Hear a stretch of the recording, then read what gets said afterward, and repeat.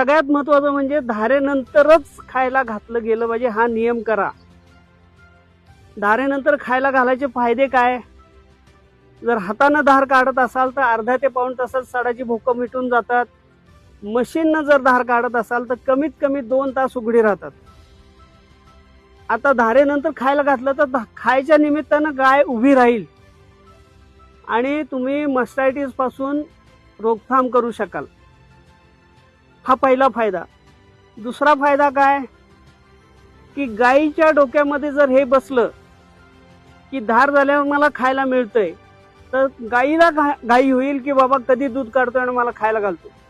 त्यामुळे पाना मोठा सोडेल, सळसळून सोडेल की ज्या योगे दूध पटकन आपल्याला काढता येईल।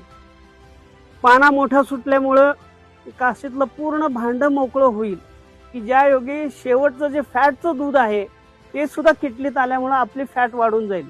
धारेनंतर खायला घालायचा सगळ्यात मोठा पैशाच्या दृष्टीने फायदा असा की फॅट 3 ते 4 पॉइंट फॅट वाढून जाते।